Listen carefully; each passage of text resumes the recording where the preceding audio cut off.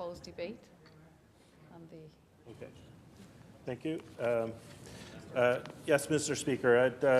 In closing the debate on this private member's motion, I'd like to thank all the members who participated in the debate. We've had a good discussion here today, and a lot of issues have came up. And contrary to what the member opposite says, I think it's good to have a discussion.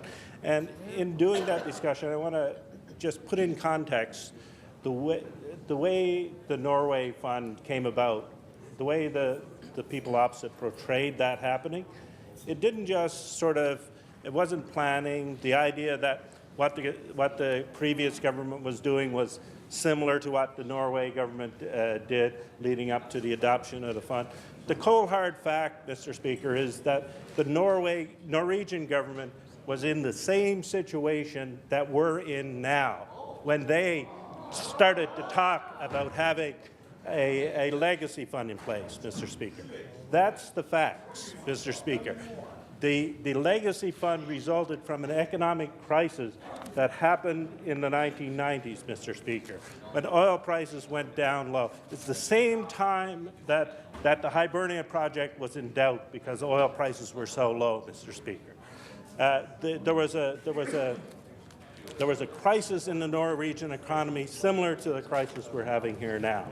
That was the time that the Norwegian government instituted this fund, Mr. Speaker. But also, so the previous government had that example of the Norwegian fund and the Norwegian experience.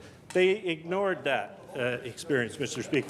But they also ignored the words of the Auditor General, Mr. Speaker, in 2012. And here's what the Auditor General said then. Given its lack of, this is the message to the government, given its lack of control over the factors that impact oil royalties and its increasing reliance on the revenue sources, government has to carefully consider the degree to which it relies on the revenue sources, this revenue source to fund its programs and services in the future. Mr. Speaker, so there were warnings from, previous history and other places that had discovered oil if the government had chose to not ignore those. There were warnings coming from inside the province from our Auditor General saying that we were too reliant on oil. But the previous government chose to ignore those situations, Mr. Speaker. Now, the previous speaker talked about the Norwegian example, and Mr.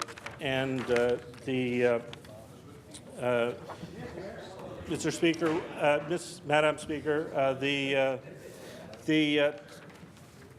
Mr. Speaker, if you talk to Norwegians and you talk to them about the experience of their experience with oil, they're very proud of what they've done. And rightly so, Mr. Speaker. It's a source of national pride that they've been able to manage their resource revenue so well, Mr. Speaker and Madam Speaker. And this pride came from a political climate that demanded that this type of provisions be put in place, Mr. Speaker. And in other cases where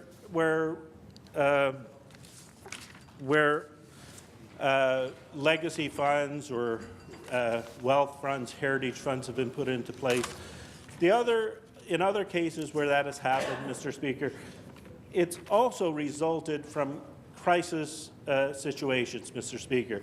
In Alaska is another place that has an interesting permanent fund, Mr. Speaker. In Alaska, oil was discovered in Prudhoe Bay in 1968, and there was an influx of revenue to the government, Mr. Speaker. And basically, the government went on a spending spree. They spent the money as it came in. Yeah, it sounds familiar. Yeah, it sounds familiar. So this resulted, of course, similar situation in a crisis, financial crisis situation, similar to what we are in here today. So it was a result of this situation that the Alaskan government put forward a referendum. And what happened there was that there was a referendum, and 2-to-1 people voted in that referendum to have 25% of their oil revenue allocated to a permanent fund. That would be only their earnings would be touched, similar to the Norway fund. Only the earnings would be taken out, not the principal, Mr. Speaker. So those are the situations around a couple of the successful funds, Mr. Speaker. And I think, why are we talking about this today? I think it's important to talk about this. Certainly there are other issues that are more immediate, more pressing, but that doesn't mean that this issue is not important, Mr. Speaker. And it's evident by the fact that the opposition are saying that they're going to vote against this bill, that we still have people who still don't get it, Mr. Speaker. After all the evidence from other jurisdictions, after all the evidence from the Auditor General, they still don't get it, Mr. Speaker. So it's important that we keep the conversation going, not only because in terms of will we have a fund, but it's important to have what will the nature of the fund that we have. And it's important to promote a public discussion so we can have some similar type of political climate that they had in Norway when they brought in their fund, Mr. Speaker. It's important to do that. And so there are other funds. Alberta is a fund that hasn't been as successful as some other funds. And basically, the issue with the Alberta fund is that it was easy to, money went in when the times were good, and there was no provision to keep the money, the principal, in the fund. It was removed from the fund, and in terms of when hard times came along, there wasn't any principal there to draw on. So they've not been as successful. But in terms of the Alaska Fund, it's interesting to look at that one. Mr. Speaker, the Alaska Fund now generates more revenue for the people of Alaska, the state of Alaska, than oil itself does, Mr. Speaker. That's an interesting point. The revenue generated from the fund is more than the oil revenue, Mr. Speaker. So it's a case of that's worth exploring, Mr. Speaker. Another place that's introduced a fund more recently is North Dakota. They've had a lot of natural gas and things like that.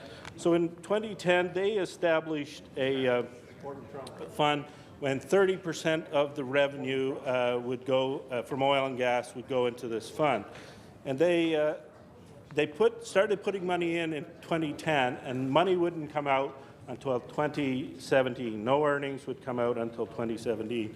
So that's an interesting concept and a way of doing things as well, Mr. Speaker.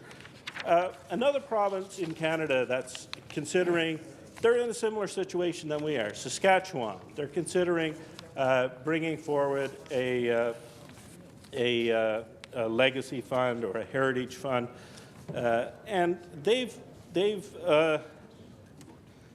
looked at, they're in a similar situation to us. They've developed a dependency on the oil revenue. So how do you get from that dependency on the oil revenue now, the immediate costs, how do you get to a situation where you can start putting money into a fund, Mr. Speaker? And they're going through the process of looking at what sort of fund would best be established. So, and in their analysis, what they did was they looked at all the other funds, they looked at, talked to experts all around the world, and they developed this report for the Premier of Saskatchewan. And they said, in their analysis, they came up with a few things. You have to look at the purpose of the fund. You have to have a clarity about the purpose. Is this going to be a fund where that preserves the principle of the royalties, the governance of the fund? How is it going to be structured, and what What is going to be the purpose of it? Will it be separate from government? Those are issues that we should be talking about now, Mr. Speaker. These are issues that we should be having a public debate about now. And that's why we should be talking about it now, Mr. Speaker, is because we have a lot of issues. The idea of how the funds go in and how funds can be taken out. And the thing that has been so important in the Norway Fund is that the principal doesn't come out, but the interest and earnings on the fund do, Mr. Speaker. So that's an important point there. The investment mandate of such a fund, what would it be? What could they invest in? The Norway Fund can't invest in Norway, doesn't invest in Norway. So it has a diversification around the world that protects it from the ups and downs of the oil industry, and it's proved to be very successful, Mr. Speaker. So those are some issues I think that people have to we as a province should be discussing, should be talking about as we move forward towards this possibility, Mr. Speaker. And I think it's important to note that we're still in the early days of oil development in this province.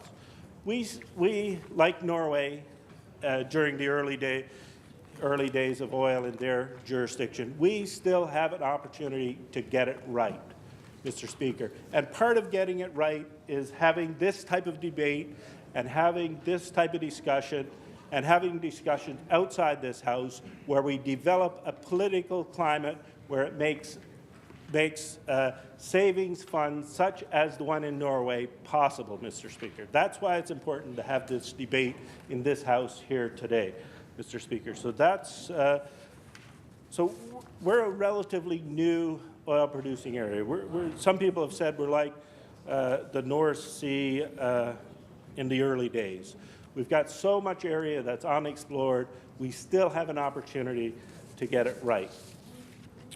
Now, in conclusion, I want to say that we've been blessed with offshore oil resources and resources on land. I said earlier that we've won the resource lottery, Mr. Speaker. Now, the way we deal with the money we have that we get from these resources is within our control, Mr. Speaker. The fact that we have these resources was a random sort of thing. But the fact that we have these resources and how we can determine how they're going to spend is within our control. So I'm asking all members to consider voting for this, this motion. So thank you very much, Mr. Speaker.